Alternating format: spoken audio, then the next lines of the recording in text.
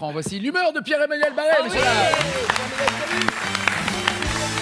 Salut tout le monde, calmez-vous tous, j'ai une devinette. Qu'est-ce qui pue, qui est tout marron et qu'on trouve souvent à côté d'un chien sur les trottoirs parisiens? Des crottes. Un clochard! Bim! 1-0 pour Humour, t'as vu, parce que je t'ai enduit avec de l'erreur, parce que tu croyais que c'était un caca, mais en fait non. Bam! Baiser! Hein? Assez rigolé, je suis pas là pour vous divertir avec mes plaisanteries printanières. C'est l'heure de ma revue de presse, et cette semaine, on va parler sodomie. Jingle.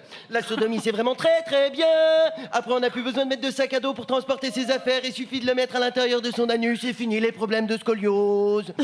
Alors cette semaine, si vous aimiez vous prendre très très cher dans les fesses, il fallait être citoyen français. On s'est fait démonter le boule, mais à sec. Hein, on n'a rien compris. C'est simple, ce matin, quand je suis arrivé à la radio, j'étais tellement dilaté, je ne me suis pas assis sur le fauteuil, je me suis assis autour du fauteuil. C'est le 8e qu'on m'apporte depuis le début de l'émission, j'ai plus de force dans les sphincters, je les engloutis, c'est complètement hallucinant. Là, il y a tellement de fauteuils dans mon cul, on dirait un salon marocain, dis donc. Bon, allez. D'ailleurs, depuis tout à l'heure, Nagui, il y a de la fumée qui sort, je crois qu'il y a des mecs qui se sont installés avec une chicha.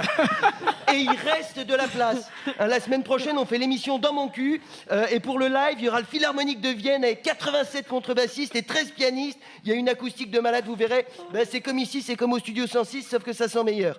Alors, on a commencé la semaine très fort hein, sur de la fraude fiscale avec les Panama Papers. Quoi de la fraude fiscale en France?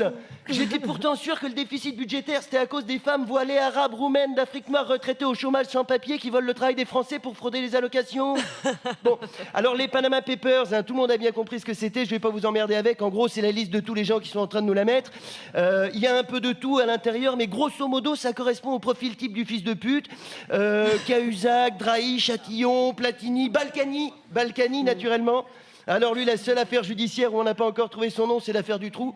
Mais à mon avis, c'est juste parce que Dutroux, il donnait pas d'argent de poche aux enfants. Hein, on encense les journalistes qui ont révélé le business, mais 9 mois d'enquête pour arriver à la conclusion que Balkany, c'est une grosse baltringue. C'est pas des génies non plus, les mecs. Hein. Là où ils ont vraiment assuré, c'est sur la Société Générale.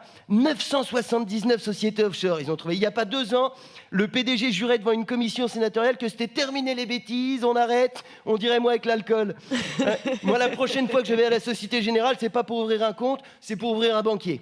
Hein. En tout cas, François Hollande, il cherchait des visages pour le monde de la finance, il va être servi. Ah, d'ailleurs, s'il veut, il n'aura même pas à bouger son cul. Les visages, moi, je les lui apporte à l'Élysée, j'ai une tronçonneuse.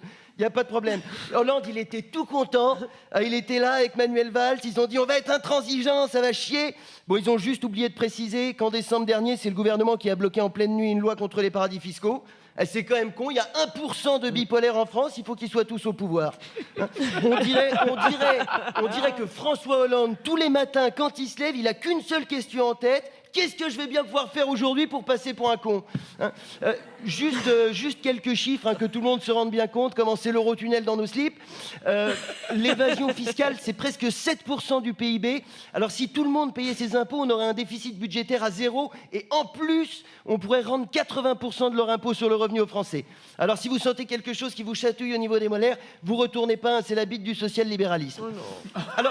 Alors moi, après l'affaire, naïvement, je pensais que j'aurais le temps de cicatriser. Bim! Emmanuel Macron qui monte son mouvement politique. Ni de droite, ni de gauche, au milieu, pile dans le cul. Hein, ça n'a pas duré bien longtemps. 10 heures après, Mediapart sortait que le siège social, c'était le domicile privé du directeur d'un des principaux clubs patronaux. Hein, son slogan à Macron, c'est « Et si on remettait la France en marche, qu'est-ce qu'il attend pour le faire? D'être au gouvernement ?» On ne sait pas. Hein. D'ailleurs, le mouvement s'appelle En Marche. Eh ben, vas-y, Emmanuel, hein, pars devant, marche, tu marches très loin. Et au bout d'un moment, tu vas voir, tu arrives sur une plage, tu t'arrêtes pas, tu continues, tu marches dans l'eau, et quand tu as 20 cm de flotte au-dessus de la gueule, tu bouges plus, t'es arrivé. Tu restes là pendant 30 minutes. Hein, pour la première fois depuis que tu es ministre, tu pourras te vanter d'avoir donné à bouffer à des gens. Hein, d'accord, c'est des poissons, mais c'est un bon début. Hein, voilà. Alors moi, je vais devoir vous laisser parce que je sens que je suis en train d'engloutir le 9e fauteuil de la journée. La semaine prochaine, on parlera du voile islamique, hein, puisque visiblement, il n'y a que ça qui intéresse les gens. Et je vous expliquerai comment faire un nœud coulant à un politicien avec un foulard. Soyez attentifs, ça pourrait servir dans pas très longtemps. Merci de m'avoir écouté. France Inter, Nagui et la bande originale.